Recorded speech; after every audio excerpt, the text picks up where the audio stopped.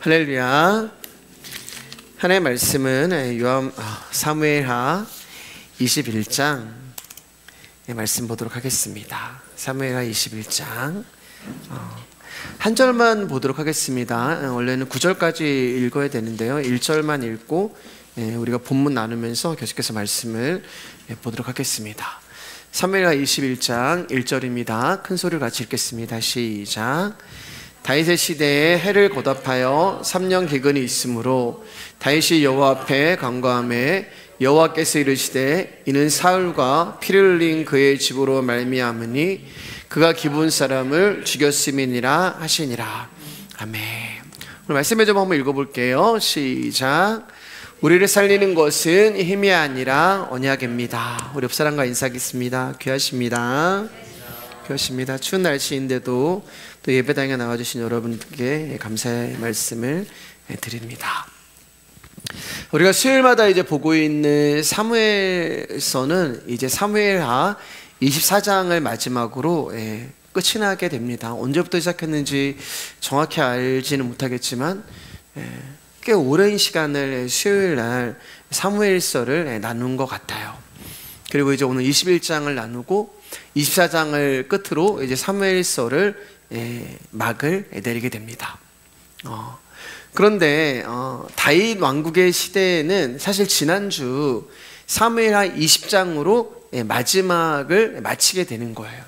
여러분, 지난주 어떤 일이 있으셨는지 다 아시죠? 세바의 반란을 진압함으로, 지혜로운 한 여인을 통하여서 세바의 그 반란이 진압이 되므로 사실은 이제 사무엘서는 사실은 끝이 난 거예요. 이미 다윗 왕국의 시대는 이미 끝이 났습니다. 그리고 이제 24장으로 가면은 다윗이 그 이스라엘의 인구조사를 내리게 되고, 하나님이 이제 그 다윗이 인구조사를 한 것을 싫어하셔서 다윗을 징계하시고 용서하시는 내용으로 사무엘서가 막을 내리게 됩니다. 그러니까 원래 이제 이 연대순으로 순서적으로 보면은 사무엘과 지난주에 나눴던 20장을 나누고 24장을 나눠야지만 이게 어떤 그 순서에 맞게 사무엘하가 끝나게 되는데, 갑자기 이제 21장부터 23장이 중간에 딱 끼어 있는 거예요. 사실 사무엘하 21장과 23장은 언제인지 알 수 없는 다윗 왕국에 일어났던 사건을 기록하고 있어요. 그리고 22장과 24장은 또 다윗의 시로 이루어져 있습니다. 그래서 오늘은 이제 사무엘하 21장을 나누고, 그리고 다음 주에 23장이나 24장을 나누면 사무엘을 마칠 것 같습니다. 이제 오늘 우리가 나눌 사무엘하 21장은 두 가지 내용으로 나누어져 있는데요, 첫 번째는 다윗 왕의 통치 초기에 발생했던 3년의 기근에 대하여 기록하고 있고, 또 다른 사건 하나는 언제인지 모르지만 다윗 왕이 이제 블레셋 군대를 제압하고 승리한 사건을 중심으로 기록되어 있어요. 그러니까 사울 왕국이 무너지고 다윗 왕국이 막 일어나던 초창기에 있었던 사건과 또 언제 일어난지 모르는 알 수 없는 사건이 사무엘하의 마지막을 장식하고 있는 거예요. 자, 그러면 왜 성경은 순서에도 맞지 않는 사건들을 다윗 왕국의 말기에 기록하였을까? 어떤 분들은 이제 편집이라고 이야기하면서 사무엘하 21장과 23장은 별책 부록이다 이렇게 얘기하시는 분도 계신데, 사실 이 부분은 몰라요. 저도 몰라요. 그리고 다 추론을 할 뿐이고, 저도 왜 이렇게 했을까라고 그냥 자료를 많이 찾아봤는데 마땅히 이제 제 마음에 그렇구나라고 하는 그런 내용들이 없습니다. 그래서 이 부분은 그저 성경이 알려주지 않았기 때문에 왜 21장과 23장을 순서에 맞지도 않는데 20장과 24장 사이에 껴놨는지에 대해서는 저도 뭐라고 딱 말씀드릴 수가 없습니다. 다만 이제 제 생각을 말씀드리면, 하나님께서 지금까지 다윗 왕국을 어떻게 이끌어 오셨는가를 마지막에 이제 정리함으로써 다윗 왕국은 사울 왕국과 근본적으로 다른 왕조임을 보여주기 아닌 것이 아닌가라는 생각을 해봅니다. 여러분, 다윗 왕국과 사울 왕국의 구별은 사실 처음부터 분명하게 드러나고 있었지만 이스라엘 백성들은 이 사실을 올바르게 깨닫지 못했어요. 그래서 그들 가운데 어떤 일이 일어났냐면은 압살롬을 지지하며 왕으로 세우고자 하는 일들이 일어났고 세바를 따르고 추종하는 일들이 일어났습니다. 다시 말해서 지금 다윗 왕조를 살아가고 있단 말입니다. 이스라엘 백성들은요. 다윗 왕조는 하나님의 언약의 왕조예요. 언약의 시대를 말하는 거예요. 다시 말씀드려서 하나님의 언약을 따라 살아가는 시대인데 그 다윗 왕조를 살아가는 사람들 중에 여전히 사울 왕조의 재건을 꿈꾸며 다시 말해서 사울적인 요소를 가지고 살아가는 사람들이 있었다는 이야기를 말씀하고 계시는 거예요. 그래서 사무엘서가 이 사무엘 저자가 이제 사무엘서를 마지막하면서 사울 왕조의 패망은 분명한 하나님의 뜻이었고 다윗 왕조가 세워지는 것은 명확한 하나님의 언약이 있음을 이제 이 내용을 통하여서 부각시키는 것입니다. 여기까지만 하고 중요한 거 아니기 때문에요. 자, 그러면 이제 오늘 본격적으로 이제 우리가 나눌 사무엘하 21장 오늘 전체를 나눌 건데요. 사무엘하 전체 21장에 두 가지 사건에 대하여 이제 말씀을 나누어 보도록 하겠습니다. 먼저 다윗 왕국의 제가 이게 발음을 이거 못하네요. 다윗 왕국의 초창기에 일어났던 사건에 대해서 한번 보겠습니다. 우리 다시 한번 1절 읽을게요. 시작. 다윗의 시대에 해를 거듭하여 3년 기근이 있으므로 다윗이 여호와 앞에 간구하매 여호와께서 이르시되 이는 사울과 피를 흘린 그의 집으로 말미암으니 그가 기브온 사람을 죽였음이니라 하시니라. 이제 사울이 죽고 다윗이 왕이 됐어요. 근데 다윗이 왕이 됐는데 3년 동안 다윗 왕국 초기에 이스라엘에 3년 동안 기근이 찾아온 거예요. 하나님의 언약으로 세워진 나라인데 거기에 어려움이 찾아왔단 말입니다. 기근이 찾아왔다는 거예요. 그러면 이 기근이라는 것은 하나님의 심판을 말하는 거거든요. 왜냐하면 하나님의 약속한 땅에 기근이 있으면 안 되거든요. 축복과 번영과 풍성이 있어야 될 그 약속의 땅에 기근이 찾아왔다는 것은 지금 하나님이 무언가를 이 다윗에게 말씀하고 계시는 거예요. 그러니까 뭔가가 지금 잘못되었기 때문에 지금 너희가 이런 심판을 받는 거야 라는 것을 하나님이 다윗에게 경고를 하고 계시는 것이죠. 3년 동안 기근이 지속이 되자 일반적인 기근이 아님을 알고 다윗이 하나님께 이 기근의 원인을 여쭙게 됩니다. 뭐 하루 이틀 한두 달 비 안 오면은 뭐 자연적인 그런 일이겠지라고 생각을 했을 텐데 3년 동안 비가 오지 않자 다윗은 이 문제가 하나님께 있다라는 것을 알고 하나님께 하나님 뭐 때문에 이렇게 기근이 있습니까? 라는 것을 여쭙게 되고 그러자 하나님이 다윗에게 말씀을 하시는데 사울과 그의 집안의 사람들이 기브온 사람을 죽여 많은 피를 흘렸기 때문에 이 기근이 온 것이라고 하나님께서 알려주십니다. 그리고 그것을 죄라고 말씀을 하세요. 기브온 사람을 죽인 죄. 저는 이 기브온 사람을 죽인 죄를 다른 말로 사울적인 요소라고 오늘 말씀을 드리고 싶어요. 그리고 이 사울적인 요소는 저와 여러분 안에도 여전히 남아있고 이것이 우리가 해결이 되지 않으면은 아무리 우리가 하나님을 찾는다 할지라도 하나님께서 우리를 거부하시는 거예요. 우리 안에 사울적인 요소가 있으면. 그렇기 때문에 사울적인 요소가 무엇인지를 아는 것이 중요합니다. 오늘 말씀을 통해서 그것을 한번 발견해 나가기를 원합니다. 2절입니다. 시작. 기브온 사람은 이스라엘 족속이 아니요 그들은 아모리 사람 중에서 남은 자라. 이스라엘 족속들이 전에 그들에게 맹세하였거늘 사울이 이스라엘과 유다 족속을 위하여 열심히 있으므로 그들을 죽이고자 하였더라. 이에 왕이 기브온 사람을 불러 그들에게 물으니라. 자, 2절 말씀을 보면 기브온 사람은 이스라엘 족속이 아니고 아모리 사람이라고 말씀하고 있어요. 다시 말해서 아모리 사람이라는 말은 이방이라는 말이 되는 거죠. 그러니까 사울이 죽인 기브온 족속은 이방인들이라는 말이 되는 거예요. 그런데 여러분, 사울은 전쟁을 하면서 수많은 이방인들을 죽였습니다. 그런데 왜 유독 기브온 족속을 죽인 것을 가지고 하나님은 악하다고 말씀하시고 죄라고 말씀하시는 것일까요? 우리 여호수아로 한번 가볼게요. 목사님 마이크 조금만 올려주세요. 여호수아입니다. 시작. 여호수아가 곧 그들과 화친하여 그들을 살리라는 조약을 맺고 회중 족장들이 그들에게 맹세하였더라. 이제 여호수아를 보면은 여호수아가 가나안 땅을 정복해 갑니다. 그리고 이제 아모리 족속과 싸움을 앞두고 있는 상황이 됐어요. 자, 그 아모리 족속 가운데 기브온 지파가 있었는데 이 기브온 사람들이 이스라엘 백성들의 용맹함을 알게 되었고 하나님이 그들과 함께 있음을 듣게 되었고 이미 여호수아와 이스라엘이 여리고와 아이성을 무너뜨렸다는 소식을 듣게 됩니다. 이대로 가면은 자신들이 죽을 수밖에 없다는 것을 알게 된 그들은 살기 위하여 자신들을 위장하고 변장을 해서 여호수아와 이스라엘을 속이게 되죠. 먼 지방에서 온 사람들처럼 위장을 하여 이제 여호수아를 속이고 여호수아와 화친을 맺게 됩니다. 언약을 맺게 돼요. 우리는 서로 죽이지 않는다라는 언약을 맺게 됩니다. 그런데 3일 후에 이들이 여호수아를 속였다는 것을 들통나게 되죠. 그러나 한 번 맺은 언약을 파기할 수 없었기에 여호수아는 그들을 죽이지 않고 이스라엘을 위해서 물을 깃고 나무를 패는 일을 하는 종으로 받아들여 오늘날까지 이스라엘 백성들 가운데 기브온 족속이 살게 되었습니다. 여호수아 9장 27절 말씀입니다. 시작. 그날에 여호수아가 그들을 여호와께서 택하신 곳에서 회중을 위하여 여호와의 제단을 위하여 나무를 패며 물을 깃는 자들로 삼았더니 오늘까지 이르니라.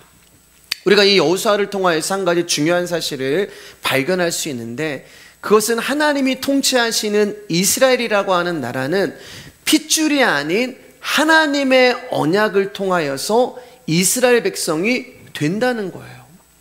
다시 말해서 하나님 나라는 언약으로 들어가는 나라지 학연과 지연과 혈연의 공동체가 아니라는 말이에요.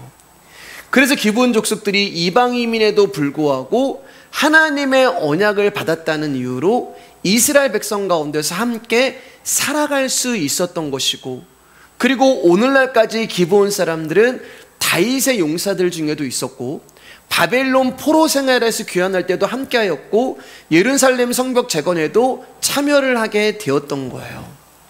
그런데 사울이 왕으로 다스리던 시대에 어떤 일이 있었냐 하면은 이스라엘과 유다 족속을 위한 사울의 지나친 열심이 하나님의 언약으로 보호를 받는 기브온 사람들을 죽여버리게 만든 거예요. 사실 이스라엘과 유다 족속을 위한 사울의 헛된 열심이 무엇이는지를 알 수는 정확히 없지만 사무엘하 2장 21장 5절 말씀을 보면은 그들이 왕께 아뢰되 우리를 학살하였고, 기브온 족속에 얘기하는 거예요. 다윗에게요. 또 우리를 멸하여 이스라엘 영토 내에 머물지 못하게 하려고 모해한 사람으로, 이렇게 말하는 것으로 봐서 이제 사울이 이 사람들을 기브온 족속을 죽인 이유는 이제 추론을 해보면 이스라엘 백성들이 싫어했던 거예요. 그들의 영토 내에 머물지 못하게 했다라고 얘기하잖아요. 그러니까 이스라엘 백성들이 야, 우리는 언약 백성이고 우리는 선민인데 저 기브온 족속 저 이방 사람들이 우리와 함께 사는 게 기분이 나쁘다, 이런 이제 이야기가 나온 거죠. 저 기브온 족속이 우리와 사는 게 너무 마음에 안 들어. 그러니까 사울이 그것을 발견하고 백성들의 환심을 사기 위해서, 왜냐면 왕이 됐으니까 인기를 얻어야 되잖아요. 환심을 사기 위해서 기브온 사람들을 죽인 것이 아닌가라고 짐작해 볼 수가 있어요. 그러니까 사울은 사람들에게 잘 보이기 위하여 열심을 낸 거예요. 이 사울의 헛된 열심이 하나님의 언약으로 보호받고 있는 기브온 사람들을 죽여버리게 된 것입니다. 그러니까 사울이 기브온 사람들을 죽인 것은 하나님의 언약 자체를 어떻게 생각한 거예요? 우습게 여긴 거예요. 하나님의 언약이 보호하고 있는 기브온 사람들을 죽였는데 그것은 하나님의 언약을 무시하고 우습게 여기고 언약 자체를 별로 중요하게 여기지 않은 것이 바로 사울의 모습이고, 그것이 바로 하나님 보시기에 악이라고 말씀하시고 죄라고 말씀하신 것입니다. 그게 바로 사울적인 요소가 되는 거예요. 에스겔 17장 18절 19절입니다. 같이 읽을까요? 시작. 그가 이미 손을 내밀어 언약하였거늘 맹세를 업신여겨 언약을 배반하고 이 모든 일을 행하였으니 피하지 못하리라. 그러므로 주 여호와의 말씀이니라. 내가 나의 삶을 두고 맹세하노니 그가 내 맹세를 업신여기고 내 언약을 배반하였은즉 내가 그 죄를 그 머리에 돌리되. 하나님이 이렇게 언약을 중요하게 여기시는 거예요. 그러므로 사울이 하나님의 언약 안에 있는 기본 사람들을 죽인 것은 하나님의 언약을 멸시하고 배반한 것이기 때문에 그것을 하나님이 싫어하시고 죄라고 말씀하신 것입니다. 그리고 이게 사울적인 요소라고 말씀드렸어요. 그러니까 저와 여러분 안에 청산되어야 할 사울적인 요소가 뭐냐면 우리 역시 하나님의 말씀을 우습게 여기는 거예요.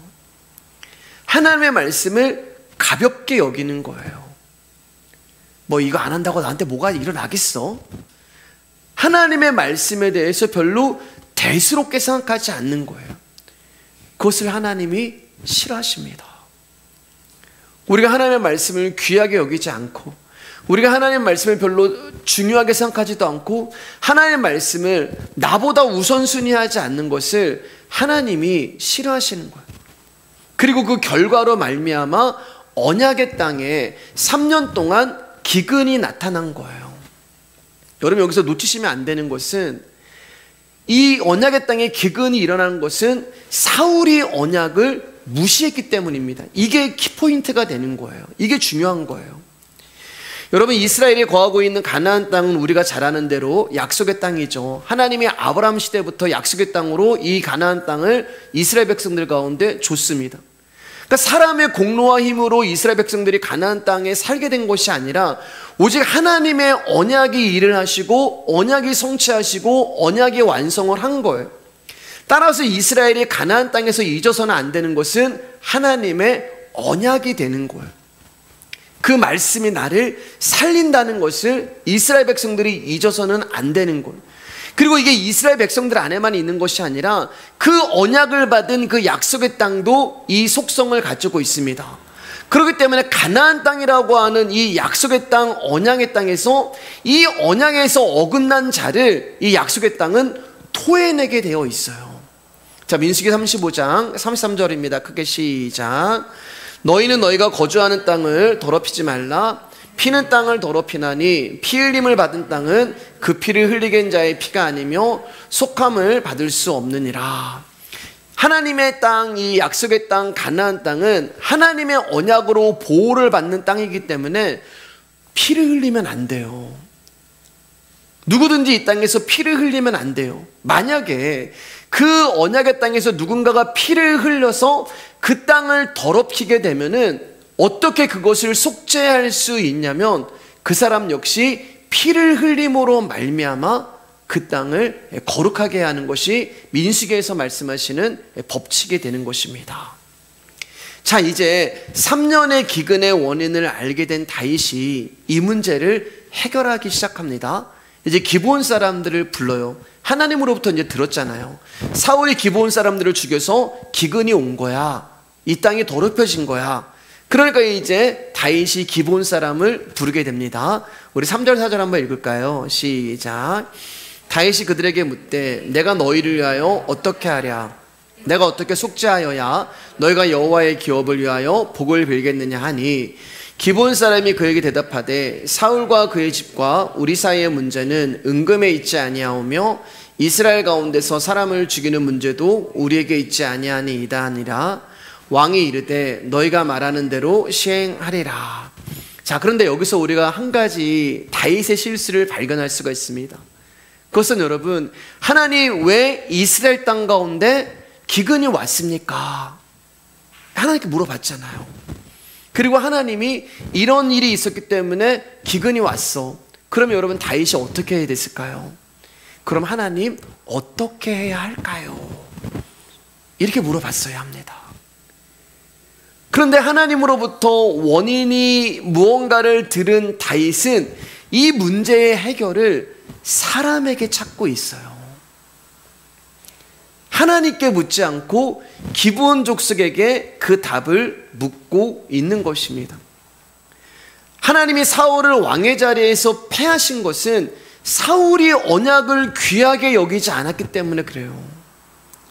이스라엘 백성이 하나님의 말씀으로 살아간다는 것을 사울이 인정하지 않았기 때문에 하나님께서 사울을 패하시고 다윗을 세운 거예요. 왜요? 언약으로 살아가라고요. 하나님의 말씀으로 통치하라고요.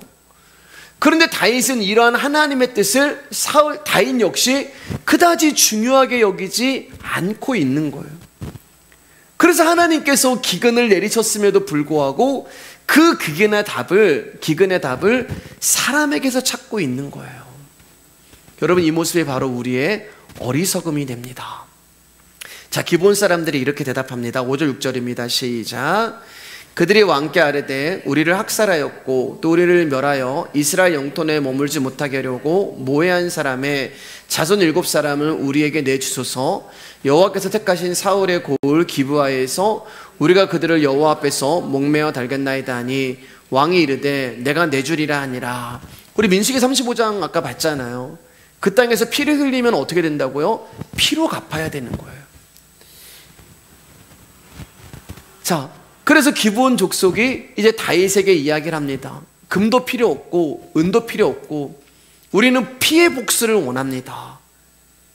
그렇기 때문에 우리를 죽인 그 기브온 사람, 그 사울의 자손 7명을 우리에게 내어주십시오. 그리고 그들을 우리가 죽이기를 원합니다. 이렇게 얘기해요. 그러자 다윗이 그들의 요구대로 사울의 자손 7을 내어주게 되고, 기브온 족속은 사울의 자손 7명을 목매달아 죽여버림으로 말미암아 이제 피의 복수가 피로써 끝이 나게 되죠. 우리 7절에서 9절 같이 한번 읽어볼까요? 시작. 그러나 다윗과 사울의 아들 요나단 사이에 서로 여호와를 두고 맹세한 것이 있으므로 왕이 사울의 손자 요나단의 아들 무비보셋은 아끼고 왕이 이에 아야의 딸 리스바에게서 난 자 곧 사울의 두 아들 알모니와 무비보셋과 사울의 딸 메랍에게서 난 자 곧 무알라 사람 바르실레의 아들 아드리엘의 5 아들을 붙잡아 그들을 기브온 사람의 손에 넘기니 기브온 사람이 그들을 산 위에서 여호와 앞에 목매어 달매 그들 7사람이 동시에 죽으니 죽은 때는 곡식 베는 첫날 곧 보리를 베기 시작하는 때더라. 여러분, 이 7명이 죽은 이유는 사울 때문이에요. 이 7명 죄가 없죠. 지금 죽어야 되는 사울을 대신해서 이 7명이 죽은 것입니다. 조금만 줄여주세요. 죄송해요. 7명이 죽은 거예요. 여러분, 사울이 하나님의 언약을 파괴하고 피를 흘린 죄인이라면 저와 여러분 역시 언약을 무시하고 피를 흘리며 살아가는 사울입니다. 저와 여러분 역시 사울이에요. 그렇기 때문에 저와 여러분 역시 죄인이 됩니다. 그렇기 때문에 사실은 죽어야 하는 자는 사울인 저와 여러분이 되는 거예요. 그런데 저와 여러분들을 대신해서, 사울을 대신해서 죄 없는 7명의 자손이 목매달아 죽게 됩니다. 우리가 죽어야 할 그 자리에 예수님이 피를 흘리셨고, 우리가 목매달아 죽어야 할 그 자리에 예수님이 죽음으로 매달리신 거예요. 그리고 그 예수 그리스도의 죽음으로 말미암아 저와 여러분들이 존재하며 살 수 있었던 것입니다. 자, 이렇게 다윗이 7명의 자손들을 사울의 죄로 인하여 죽음을 당하게 하죠. 자, 그러면 7명이 죽었어요. 그리고 기브온 족속의 복수가 끝이 났습니다. 그럼 이제 어떤 일이 일어나야 돼요? 기근이 그치고 비가 와야 하는데 여전히 언약의 땅에는 기근이 있는 거예요. 다윗은 언약의 땅에 임한 기근을 미스반 사람들의 억울함을 풀어주면 해결이 될 것이라고 생각을 했습니다. 그래서 그는 하나님께 답을 구한 것이 아니라 사람들에게 답을 구했고 그들의 억울함을 풀어줬어요. 그런데 사람의 억울함이 풀어졌음에도 불구하고 여전히 이스라엘은 기근 가운데 있는 거예요. 왜일까요, 여러분? 제가 아까 말씀드렸죠. 하나님이 기근을 주신 이유는 언약을 중요하게 여기지 않았기 때문이라고 말씀을 드렸어요. 미스바 사람들의 억울함에 있는 게 아니에요. 사람들의 억울함을 풀어주는 것에 있는 것이 아니라 기근이 온 이유는 하나님의 언약 때문이란 말입니다. 언약의 땅에 기근이 찾아온 것은 사울이 하나님의 언약을 무시하고 우습게 여긴 결과 때문이지 미스바 사람들의 억울함 때문이 아니에요. 그러니까 다윗은 이것을 알지 못했어요. 그저 사람들의 억울함을 풀어주기만 하면 된다고 생각을 했습니다. 그러니까 이 말은 무슨 말이 되냐면 다윗 역시 하나님의 언약을 중요하게 여기지 않고 있다는 말이에요. 제가 이렇게 말씀을 드리는 것은 다윗이 어떤 한 행동 때문에 그렇습니다. 우리 신명기 21장 22절 23절입니다. 같이 읽을까요? 시작. 사람이 만일 죽을 죄를 범함으로 내가 그를 죽여 나무 위에 달거든 그 시체를 나무 위에 밤새도록 두지 말고 그날에 장사하여 내 하나님 여호와께서 내게 기업으로 주시는 땅을 더럽히지 말라. 나무에 달린 자는 하나님께 저주를 받았음이니라. 나무에 달린 자, 그래서 예수 그리스도가 나무 십자가에 죽으신 거예요. 저주받은 자로 돌아가신 것입니다. 하나님 말씀하시기를, 언약을 하시기를, 언약의 땅에서 사람이 죄를 지으면 그 자를 죽여 나무에 달아라. 그리고 나무에 달린 자는 저주받은 자야라는 것을 증명하게 됩니다. 근데 나무에 달려서 죽은 그 시체는요, 밤새도록 두면 안 되고 그날 장사하여 하나님의 기업을 더럽히지 말라는 것이 하나님이 말씀하신 언약이 되는 거예요. 그러면 이 7명의 시체는 어떻게 되는 거예요? 나무에 매달렸으니까 그날 내려서 장사를 했어야 되는 거예요. 그게 언약대로 해야 되는 거예요. 근데 여러분, 다윗이 이 사울의 7명의 자손의 시체를 얼마나 매달아 놓은지 아세요, 여러분? 며칠 매달아 놨을까요? 하루 매달아 놨을까요? 이틀 매달아 놨을까요? 일주일? 한 달? 두 달? 6개월 정도를 나무에 매달아 놨습니다. 하루 만에 내려야 되는데. 자, 사무엘하 21장 10절 말씀입니다. 시작. 아야의 딸 리스바가 굵은 배를 가져다가 자기를 위하여 바위에 펴고 곡식 빼기 시작할 때부터 하늘에서 비가 시체에 쏟아지기까지 그 시체의 낮에는 공중의 새가 앉지 못하게 하고 밤에는 들짐승이 범하지 못하게 한지라. 자, 9절을 보면은 이 7명의 자손들이 죽었을 때가 언제냐면은 보리를 수확하는 때라고 말하기 시작해요. 첫 보리를 베기 시작하는 때, 그러니까 보리를 수확하는 때라고 말씀드리고, 그리고 오늘 10절 말씀을 보면은 7명의 자손 중에 2명의 아들이 매달려 있는 그 리스바, 어머니가 되죠. 자기 2 아들이 매달려 있는 거예요. 이 리스바라는 여인이 아들들의 시체에 낮에는 공중의 새가 또 밤에는 들짐승이 범하지 않게 하여 매일같이 시체를 지키고 있었다라고 말하는데, 여기 보시면은 하늘에서 비가 시체에 쏟아졌다라고 이야기를 하잖아요. 여기에 이제 비가 시체에 쏟아졌다라고 하는 이 정확한 뜻은 계절적인 비를 이야기하는데 우기를 말하는 거예요. 가을비인 우기. 근데 이스라엘은 보리를 언제 수확하냐면은 4월 달에 수확을 하고요. 우기는 언제 시작하냐면은 10월 달에 우기가 찾아옵니다. 그러니까 4월부터 10월까지 대충 6개월 정도를 7명의 시체가 매달려 있었던 거예요. 아마 다른 시체들은 여름 내내 공중의 새와 들짐승의 먹이가 되어 훼손이 되었을 것입니다.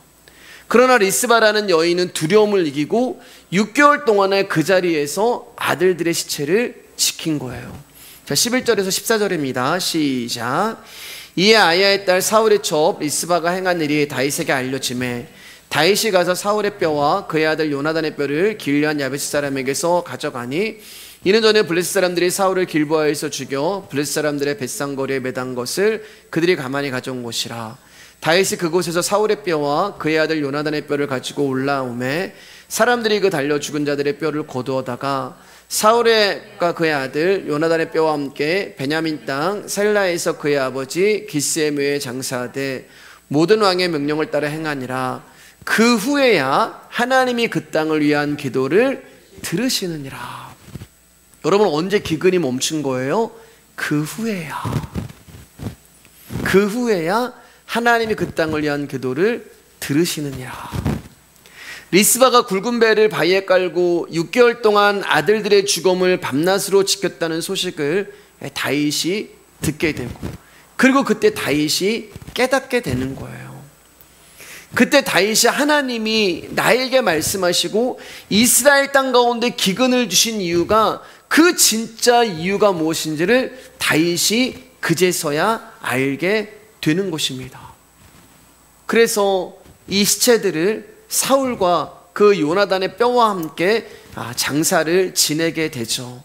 그리고 그제서야 하나님이 그 땅을 위한 기도를 듣게 되시고 기근을 멈추게 됩니다. 이 말은 뭐예요, 여러분? 다윗 안에 있는 사울적인 요소가 없어졌다는 말이에요. 언약을 귀하게 여기지 않았고 하나님의 언약을 무시하고 여전히 안에 있는 사울적인 요소가 없어졌다는 말이 되는 것입니다. 사랑하는 여러분, 하나님이 원하시는 것은 기브온 사람들의 복수가 아니에요. 하나님이 원하시는 것은 하나님의 언약의 관계 안에서 그 언약이 지켜지기를 하나님께서 원하셨던 것입니다. 그래서 하나님이 3년 기근을 통하여서 다윗에게 이 이유를, 원인을 말씀하고 계셨던 거예요. 자, 이렇게 다윗 왕국의 초창기에 있었던 사건이 끝이 나고 이제 두 번째 사건이 일어납니다. 이거 사건은 언제인지 알 수 없는 그런 일이 되는 거예요. 자, 15절에서 17절까지 말씀입니다. 시작.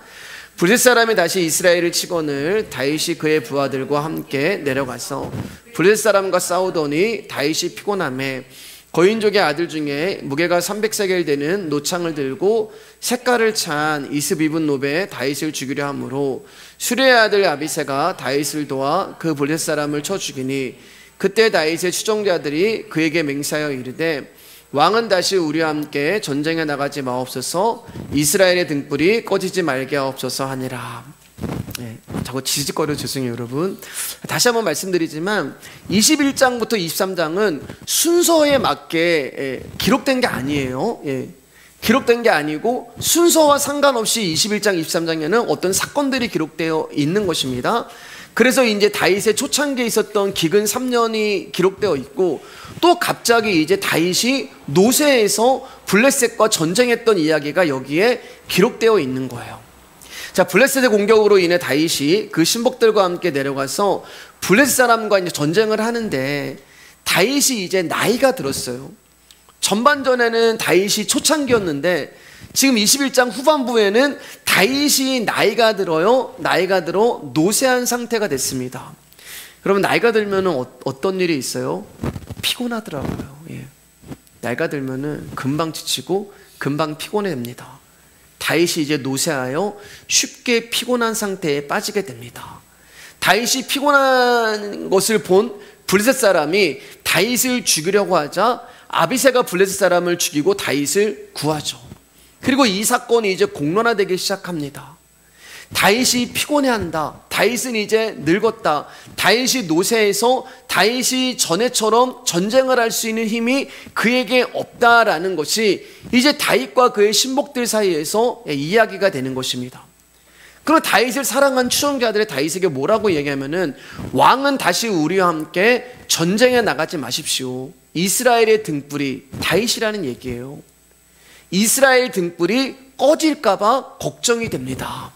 당신이 혹시 전쟁에 나가서 죽을까봐 걱정이 됩니다라고 다윗을 만류합니다. 여러분, 여기서 보면 이 다윗의 추종자들의 신하들이 다윗을 향하여서 이스라엘의 등불이라고 이야기하면서 다윗을 이제 높이고 사랑하는 그런 모습이죠. 그러니까 이들이 다윗을 만류하는 것은 한마디로 어떤 의미냐면은 우리는 당신이 없으면 안 됩니다, 이런 뜻이 되는 거예요. 이스라엘은 당신이 없으면 안 됩니다.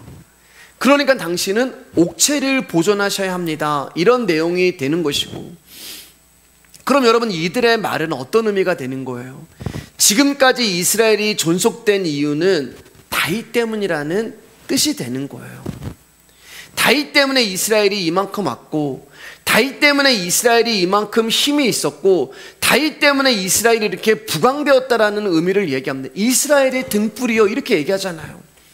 때문에 다윗이 죽으면 이스라엘은 망하게 되는 것이고, 다윗이 잘못되면 이스라엘의 존속 자체가 큰 위기가 된다고 이 사람들이 여기고 있는 거예요. 결국 이스라엘이 존재하냐 마냐는 다윗이 죽냐 사냐에 달렸다는 것을 이야기하고 있는 것입니다. 여러분들, 이것을 세 글자로 뭐라고 하는지 아세요, 여러분? 이런 모습을요, 불신앙이라고 하는 거예요. 이 이스라엘 백성들의 모습이 바로 우리들의 믿음 없는 모습이라는 것입니다. 여러분, 이스라엘이 존재하는 것은 다윗 때문이 아니에요. 이스라엘이 존재하는 것은 하나님 때문입니다. 살아계신 하나님이 이스라엘을 이끌어 오셨고 지켜오신 거예요. 수많은 전투에서도 다윗이 살아남고 승리할 수 있었던 것은 하나님 때문이에요. 물론 그 전면에는 하나님이 세우신 다윗이 싸웠지만 다윗의 힘이 아니라 하나님의 힘으로 싸운 거예요. 그러므로 다윗이 죽고 살고와 상관없이 하나님이 계시기 때문에 이스라엘은 안전한 곳입니다. 그런데 이 사람들은 뭐라고 이야기하냐면은 이 모든 것을, 이 모든 공로를, 이 모든 근거를 다윗에게 돌리고 있는 거예요. 다윗이 잘해서 하나님이 이스라엘을 도우셨고 보존된 것으로 여기는 거예요. 비록 다윗이 지금 늙었다 할지라도 다윗은 하나님의 충성된 종이고 하나님 마음에 합한 자이기 때문에 다윗이 살아있는 것만으로 이스라엘의 힘이 된다는 거예요. 그러나 그렇지 않습니다. 다윗이 뭐가 대단해요, 여러분? 우리가 오랜 시간 동안 사무엘하를 봤잖아요. 사무엘서를 봤잖아요. 그 역시 하나님 앞에 죄인일 뿐인 거예요. 그리고 하나님은 다윗의 죄를 싫어하십니다. 우리와 다를 바가 없는 거예요. 즉 다윗이 잘한 게 있어서 하나님이 다윗을 봐서 이스라엘을 도우신 것이 하나도 없다는 거예요. 우리가 전반부에도 봤지만 하나님이 이스라엘을 지키시고 보호하신 것은 다윗 때문이 아니라 하나님이 언약을 하셨기 때문에 그래요. 아브라함에게 언약을 하셨고 야곱에게 언약을 하셨고 모세에게 언약을 하셨고 다윗에게 언약을 하셨고 다윗과의 언약을, 당신의 언약을 당신이 성취하시고 완성하시기 위해서 다윗을 돕고 계신 것뿐이지 다윗이 뭐가 대단한 존재가 아니란 말입니다. 그럼에도 불구하고 백성들은 다윗을 바라보는 거예요. 사람을 바라봅니다. 여러분, 우리가 이런 거 우리 안에 굉장히 많아요. 우리가 사람을 바라보면서 사람에게 기대를 걸고 살아가는 자들이에요. 그게 불신앙이라는 거예요. 우리가 하나님의 살아계심을 무시하는 것 중에 하나가 여러분, 인간을 바라보고 인간을 의지하고 인간에게 기대를 걸고 인간에게 희망을 두는 것이 여러분 하나님의 살아계심을 무시하는 불신앙이 되는 거예요. 여러분, 교회 안에 이런 모습이 되게 많아요. 아, 우리 교회는 저분이 없으면 안 돼. 어떤 분이 11조도 많이 하고 헌금도 많이 하시고 교회 봉사원실 막 많이 하시는 분이 계시고, 아, 우리 교회는 저분 없으면 망해. 뭐 이제 작은 교회일수록 더 그렇죠. 아, 개척교회인데 저분 없으면 저 교회는 문 닫아야 돼. 우리 이런 식의 생각이, 사고방식이 우리 안에 있어요. 마치 교회가 존속되고 유지되는 게 어떤 한 사람 때문이라고 생각하는 게 불신앙의 모습이란 말입니다. 교회는 그렇지 않아요, 여러분. 교회가 유지되고 존속되는 것은 어떤 특정한 사람의 힘으로 말미암아지는 것이 아니라 살아계신 하나님의 말씀 때문이에요. 그 말씀이 여기서 멈춰, 그럼 멈추는 것이고, 그 말씀이 가, 그러면 가는 거예요. 그 말씀이 잠시 쉬어, 그러면 쉬는 거예요. 이 세상에 창조한 후 지금까지 존재하고 있는 근거는 하나님께 있는 것입니다. 저와 여러분들이 이 땅을 살아가는 이유도 하나님께 있는 거예요. 그 말은 하나님이 저와 여러분들을 살게 하셨고 하나님이 우리 말씀의 교회를 세우시고 지금까지 유지하시고 인도하고 계신다는 거예요. 저와 여러분들이 내가 1970년도에 60년도에 내가 이 땅에 가야지, 그래서 이 세상에 오신 분이 누가 있어요? 하나님이 저와 여러분들이 이 세상에 오게 하셨고 하나님의 뜻에 의하여서 존재하게 하시고 하나님의 뜻으로 우리를 걸어가게 하시며 하나님의 뜻에 맞게 하나님이 우리를 데려가실 거예요. 그러니까 그분이 우리를 살려놓으시고 하나님이 원하시는 일을 이루시기 위해 하나님의 계획에 의해 지금의 환경과 상황과 형편 가운데 저와 여러분이 있는 것이지, 하나님이 우리의 도움을 받고자 야, 너 나 좀 도와줘라, 너 나의 일을 위해서, 너 나에게 영광을 위해서 네가 그 일 좀 해줘라, 그러신 분이 아니란 말입니다. 근데 우리는 어떤 사람이 되게 크게 하나님의 일을 한다고 생각을 해요. 큰 종이라고 얘기하고, 하나님이 대단한, 저분이 마치 쓰러지면 기독교가 막 무너지는 것처럼 얘기하고, 저분이 정말 떠나가시면은 교회가 무너지는 거야, 기독교가 무너지는 거야. 그렇지 않아요, 여러분. 우리는 우리를 살게 하시는 분은 생각하지 않고 나는 살아야 한다고만 생각을 합니다. 그러니까 나의 생존에 힘이 되고 도움이 되고 있다고 여겨지는 것만 의지하고, 그것이 없다면 내 생존이 흔들린다고 생각을 해요. 염려 걱정이 일어나는 거예요. 그럼 우리는 하나님은 살아계십니다라고 이야기를 하면서 여전히 우리가 기대는 것은 사람이고, 여전히 우리가 기대는 것은 돈이고, 여전히 우리가 기대는 것은 세상의 힘이 되는 거예요. 불신앙 가운데 있으면서도 우리는 자신의 불신앙을 보지 못해요. 하나님은 살아계십니다라고 얘기하면서 그냥 하나님은 허수아비로 만들어 버리고, 그저 나의 대리자로 하나님을 세워버리고, 나는 실질적으로 사람에게 기대를 하고, 이게 지금 이 사람들의 모습이 우리의 모습이란 말입니다. 예전에 여러분, 우리나라, 제가 어느 교회인지는 말씀을 이제 못 드리지만요, 우리나라 아주 큰 교회, 대형교회 목사님이 은퇴하실 때요, 성도님들이 그 목사님의 은퇴를 반대하는 막 서명을 다 받으시고, 그 목사님의 은퇴를 막 반대하며 막아서는 일들이 있었어요. 그분이 없으면 교회가 흔들리고, 그분이 없으면 기독교가 무너지고, 그분이 없으면 한국 교회가 위태해진다, 이렇게까지 막 이야기를 하는 거예요. 하나님은 여러분, 그럼 뭐가 되는 거예요? 그 교회의 정말 주인은 그 목사님이세요, 하나님이세요? 그분이 은퇴하니까 이 사람들이 위기감을 느끼는 거예요. 여러분, 하나님이 그 모습을 보시면 얼마나 마음이 어려우셨겠어요. 그러면 그 교회 성도들은요, 하나님께 당신의 힘을 둔 것이 아니라, 교회에 힘을 둔 것이 아니라 그 목사님에게 둔 거예요. 이러한 모습이 바로 이스라엘 이 사람들과 다를 바가 없다는 것입니다. 그게 하나님의 살아계심을 무시하는 거예요. 자, 우리 22절 한번 읽어볼까요? 시작. 이 네 사람 가대 거인족의 소생이 다윗의 성과 그의 부하들의 손에 다 넘어졌더라. 여러분, 다윗이 이제 가댓 사람 골리앗을 죽였잖아요. 근데 그 일이 다윗의 위대함 때문이 아니라는 것입니다. 왜냐하면 다윗만 골리앗을 죽인 게 아니거든요. 우리는 이제 다윗이 골리앗을 죽였다 그래서 다윗처럼 되자, 위대한 용사가 되고 믿음의 사람이 되자라고 이야기하는데, 여러분, 다윗만 골리앗을 죽인 게 아니에요. 우리 18절에서 21절 한번 읽어볼까요? 시작. 그 후에 다시 블레셋 사람과 전쟁할 때 후사 사람 십흑에는 거인족의 아들 중에 삽을 쳐 죽였고, 또다시 블레셋 사람과 고벳에서 전쟁할 때 베들레헴 사람 야로우르금은 아들 엘야나는 가드 골리앗의 아우 라흐미를 죽였는데 그 자의 창자로는 배틀채 같았더라. 또 가드에서 전쟁할 때 그곳에 키가 큰 자 하나는 숟가락과 발가락이 각기 6개씩 모두 24개가 있는데 그도 거인족의 수생이라. 그가 이스라엘 사람을 능욕함으로 다윗의 형 삼마의 아들 요나단이 그를 죽이니라. 우리는 다윗만 골리앗을 죽인 줄 알아요.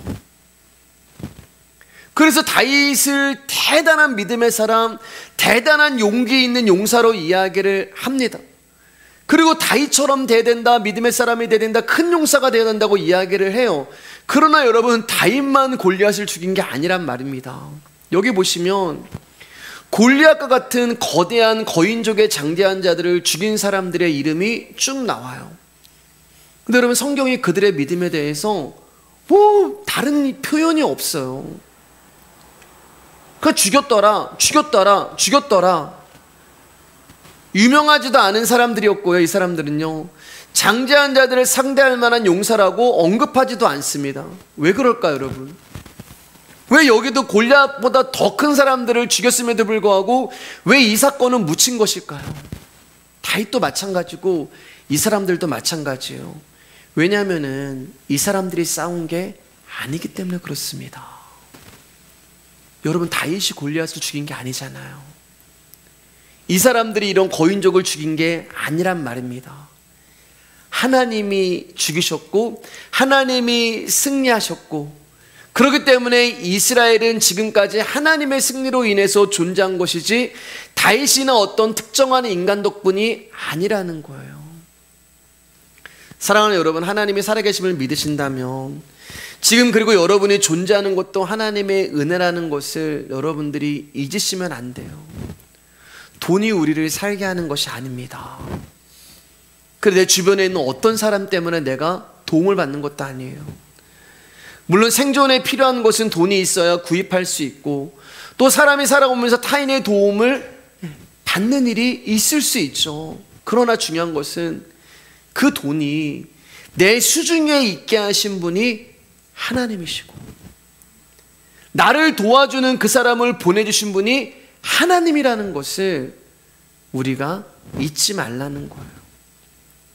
하나님을 알지 못하고 하나님을 믿지 않는 세상은 온통 사람을 언급하고 사람을 칭송합니다. 야, 누가 어떤 일을 했어? 내가 아는 누구?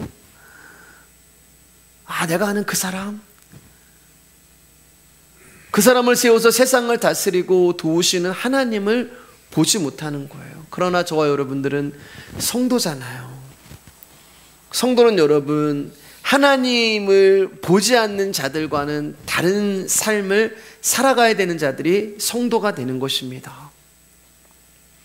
세상이 볼 수 없는 분을 봐야 하고, 세상이 믿지 않는 분을 믿는 것이 성도예요. 세상은 자신들의 힘으로 존재하는 것으로 생각하지만 저와 여러분들은 하나님의 힘으로 존재하고 있음을 믿는 사람입니다. 네, 말씀을 마치겠습니다. 사랑하는 여러분, 세상은 보이는 것을 의지하고 살아가기에 보이는 것이 없을 때는 낙심하게 되고 염려에 빠지게 되지만, 저와 여러분들은요, 저와 여러분들이 의지하는 것은 보이는 세상의 것도 사람의 것도 아니고 보이지 않는 하나님이시기에 보이는 것이 없다고 해서 낙심하거나 염려에 빠질 이유가 없는 거예요. 사랑하는 여러분, 지금까지 내 인생이 하나님의 손을 벗어난 적이 한 번도 없음을 여러분 다 믿으시잖아요. 사람의 도움을 받았다고 여겨지는 모든 것도, 그리고 누군가의 배려로 내가 살아났다는 모든 것도 실상은 그 뒤에서 일하시는 하나님 때문인 거예요. 그렇기 때문에 저와 여러분들이 의지할 분은 처음부터 끝까지 하나님이셔야 하는 것입니다. 편하게 살게 하시는 것도 하나님이 하시는 거고요. 설사 힘들게 된다고 해도 그 역시 하나님이 하시는 거예요. 그렇기 때문에 이스라엘의 등불은 다윗이 아니라 다윗의 자손으로 오신 예수 그리스도가 되는 것이고, 그 예수 그리스도가 말씀이시기 때문에 그 말씀이 저와 여러분들을 살리는 것이기 때문에 우리의 등불 역시 돈도 사람도 아니라 우리를 멸망에서, 죄에서, 악에서 건지시는 예수 그리스도가 되는 것입니다. 그분이 지금도 저와 여러분들을 위해 기도하고 계시고, 그분이 저와 여러분들을 위해 일하고 계시고, 그분이 저와 여러분들을 사랑하시고 지키시고 보호하고 계십니다. 그리고 그 예수님 때문에 저와 여러분들이 오늘 이 밤에도 모인 곳입니다. 그분만 바라보시기를 주님의 이름으로 축복합니다.